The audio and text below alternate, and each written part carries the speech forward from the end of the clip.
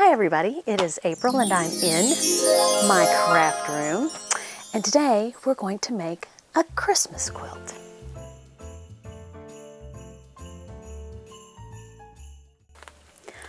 I am only minorly obsessed with this pattern of fat quarter. I found it at Walmart. For some reason I just think it's beautiful. Let me show you why I think it's beautiful. I really should iron this. That's why I'm obsessed with it. I just think it is so pretty. If you haven't seen this fabric at your Walmart, I probably bought it. I love it! So, I have come up with a quilt design using this fabric along with New Hue Basics by Canvas. You probably recognize this one. It is by Moda and it is confetti metallic. And that is the other side. It's an ombre. And I have no idea where this is from. And this is Hobby Lobby fabric. In order to make this quilt, you need 3 fat quarters of 4 coordinating fabrics, or you need a half a yard of 4 coordinating fabrics. You can also mix and match fat quarters with yardage, and I'll get back to you on this. So I'm going to press this fabric and I'm going to cut it into 9 by 20 inch strips. This, because you know I assume, you should never assume. We all know what assuming does. But I assume that there is at least 40 inches from selvage to selvage. So I will be cutting out 3 9-inch by width of fabric strips from this fabric, and this fabric. The strips I'm cutting out of this fabric are going to be 1.5 inches, unless I change my mind. I could. It's my prerogative. I can't cut this from selvage to selvage because I don't want it to look like this in between. I want it to look like this in between. You can stack as many of these together as you want if you're doing the yardage, or you can do one at a time. It is totally up to you. I am going to stack. So, you know, I want this to be quick, fun, easy. So now I'm going to use my measuring device on my mat, and I'm going to cut 20 inches. And then I'm going to cut at 40 inches. Now let me show you how to cut the fat quarter. If you have fat quarters, this is how I'm going to cut those. First, line them all up by the selvage edge, because that is the straightest part of this piece of fabric.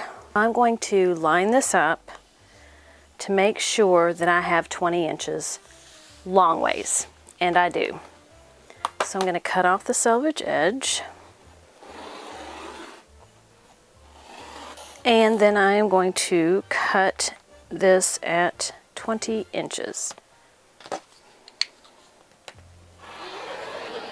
I'm going to turn it, and I'm going to kind of halfway, half of the edges that don't match up are going to go over my 1 inch or my 0 inch mark, and the other half are going to go over my 18. I'm just kind of centering them in between because I know I need 18 inches, and neither side is straight, so I'll straighten out each side. Now I'm going to cut this at 9 inches.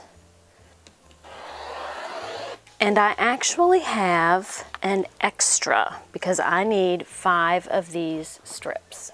I now have all of my strips, and what I'm going to do is I'm going to sew them end to end. I have 4 patterns. I want to alternate my print and my solid just because that's what coordinating patterns I chose. You can alternate your patterns any way you like, but I want to keep them in order. And I need 5 of each, and I believe I got an extra strip of everything. If you want, you can just make your giant strip longer and you'll have a bigger quilt. At least longer quilt. It won't necessarily be any wider. I'm going to sew a poinsettia to an ombre metallic to a poinsettia to green. Poor green. He has such a boring name. Just green. It's hard to be green. Isn't that what Kermit said? Okay, so I do have an extra strip. I'm going to throw that over there. You know what would be cool? Is to take each of your extra strips and make a pillow to go with your quilt. How cool would that be? I need to do that. I'm going to sew these end to end and I'll be back. And don't worry, I haven't forgotten about this fabric here. I just am still working out how I'm going to cut it. I'll be right back. So when you're done, you are going to have a big, long string of fabric. And I meant to tell you earlier, you don't have to make Christmas quilt. You can make any pattern you like. I just happen to be doing a Christmas pattern. Now, I need to find the end. That is not the end I want. Wah! I guess I need to find the beginning, not the end. And the beginning should start with my poinsettia fabric somewhere, hopefully, sometime. I got the green again. Rah! I'm like the queen of sound effects. Ask my family. What I want to do is I want to measure 63 inches. And there might have been a better way to do this, but you know, I'm experimenting. I'm going to get to 30. That just seems the easiest way to measure it. So I'm going to do 30, 30. Okay, so that's 60. I want 63 inches. So if I do 33 inches, 63, 33. Now I'm going to cut this where I made the little notch, and then I'm going to measure 63 inches again and again and again. 63 again, again, again, again, again. That should be it. 5 times. And that should give me 5 rows, right? Want for the strip of this to look like that in between. So that I want it to go long ways. A selvage to selvage is this long stripe, and that's not what I want to use. Because you know that would be easy, and I'm not going to do it the easy way. I am really impressed with this Olfa thing. Like, wow. Okay, 16 inches. Oh, let's just go 18. We'll do half a yard. How about that? Just 'cause. I'm going to cut this into 1.5 inch strips. So you will only see an inch of it in between my fabric. Is that the right thing to do? I don't know. But, you know, I'm going with it. As you can see, I have my strips on my design wall. So what I did is after I cut the 63 inches, I put the first 63 inch strip here. Then I can tell the next one was a good portion of the green. I put the next 63 inch strip there, the next one here, next one here, next one here, next one. And then I added this 1.5 inch strip to the left-hand side of this strip. I will do the same to all the other strips except for this one, and then I will put them together. And I think I'm gonna border it with this. So I have put my strips together and I chain pieced. So I need to cut them apart, and then I will press them and sew them to the sides of the strips, and I will be back. You can see that I have put 2 rows together, and then 2 more rows together, and 2 more rows together.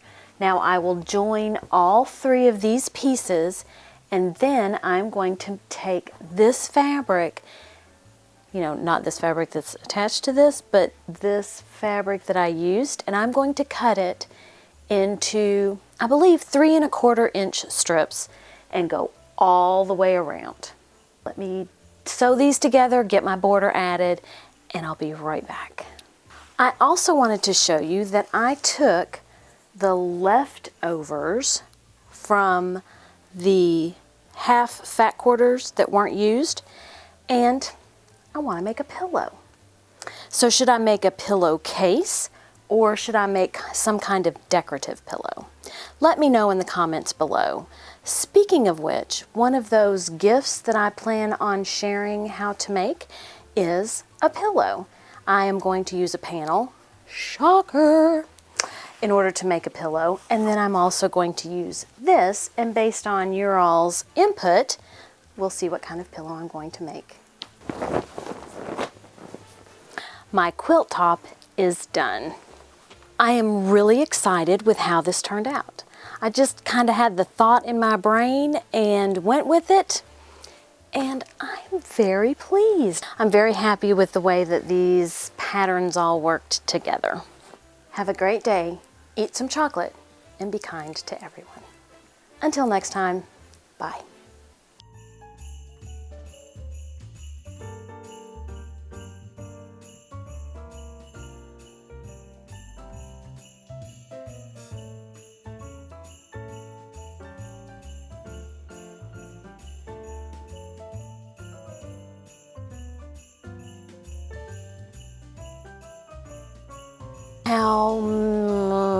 How many fat quarters you would need? I'll have to calculate. Leave a comment in the questions below. 18 inches or 1/4 yard. Let me look. Nope. Haha, math skills. 3 fat quarters. 3 fat quarters. I can't even say it. 3 fat quarters. Let me just start over. Okay.